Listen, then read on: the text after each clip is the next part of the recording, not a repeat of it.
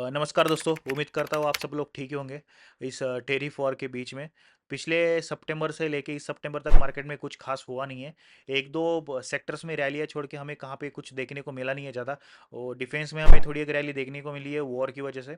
उसके बाद जो फार्मा में थोड़ी सी रैली हमें देखने को मिली थी, बस इसके बाद किसी सेक्टर में इतनी रैली आई नहीं है। तो अभी आगे हम क्या कर सकते हैं, अभी आने वाली कुछ दिनों में मार्केट में क्या हो सकता है, या फिर निफ्टी यहाँ से अच्छा मूवमेंट दिखा सकता है कि इसके बारे में थोड़ा सा बात करते हैं। अभी हम टेरिफ से स्टार्ट करते हैं।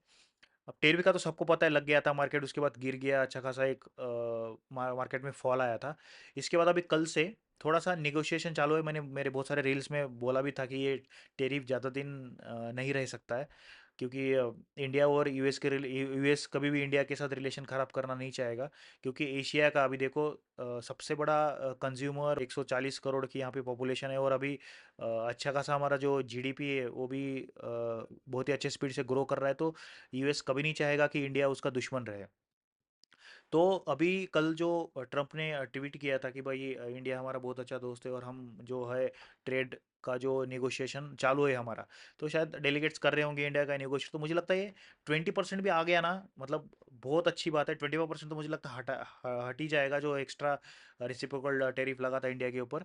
बट मुझे लगता है 20% भी आ गया, 20% आना चाहिए, क्योंकि वो बहुत ही अच्छा ट्रेड रहेगा इंडिया के लिए। तो अगर ठीक है, चलो 25 पकड़ के चलते, जो रेसिप्रोकल एक्स्ट्रा लगाया था 25 पकड़ के चलते कि उतना कम होने की उम्मीद है। अगर उतना भी कम होता है, आपको सबसे पहले ध्यान देना है, जो ये टेरिफ लग गया था उसके बाद कौन से स्टॉक्स में सबसे ज़्यादा करेक्शन आया है। अभी मैंने जहाँ तक देखा है, जितने एक्सपोर्ट्स के स्टॉक्स हैं ना, वो एक्सपोर्ट के स्टॉक्स में, जो फिश एक्सपोर्ट करते हैं के स्टॉक्स में सबसे ज़्यादा करेक्शन आया था। और जब टेरिफ हटेगा ना, सबसे ज़्यादा वो उसी स्टॉक्स में आएगा। आप इधर उधर भागो मत, क्योंकि आप सेक्टर वाइज या फिर स्टॉक वाइज काम करोगे ना, तो ही पैसा बनेगा।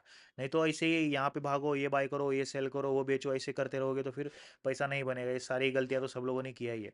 तो जो अभी टेरिफ अगर हट गया, तो वहाँ पे आप जो एक्सपोर्ट वाले स्टॉक्स है उनके ऊपर थोड़ा सा ध्यान रखना। उसके बाद 17-18 तारीख को फेड की मीटिंग है। अगर रेट कट होता है, थोड़ा भी रेट कट होता है, जो उम्मीद है कि लग रहा है हो जाएगा, तो यहाँ से रुपीस थोड़ा सा स्ट्रांग होगा, डॉलर थोड़ा सा वीक होने की संभावना है। संभावना मतलब हो ही जाएगा।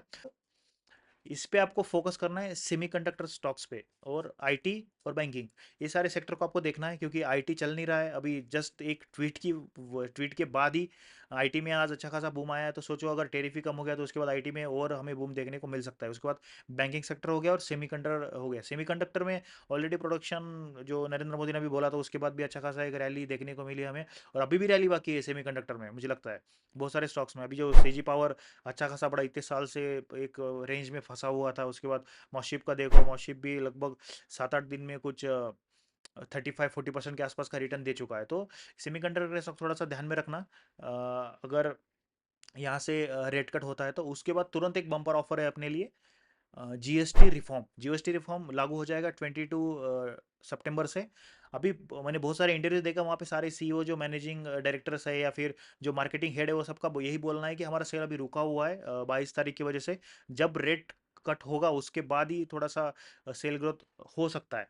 तो इलेक्ट्रॉनिक्स चीज़ें, दिवाली भी आ रही है, इलेक्ट्रॉनिक चीज़ पे सबसे ज़्यादा ध्यान रखना, क्योंकि उसके ऊपर जीएसटी कम हुआ है। उसके बाद ऑटोमोबाइल सेक्टर, दिवाली दशहरा में गाड़ियाँ खरीदी जाएगी, उसके ऊपर जीएसटी कम हुआ है। कार्स बहुत सारी, 1-1.5 लाख के आसपास कार सस्ती हुई है।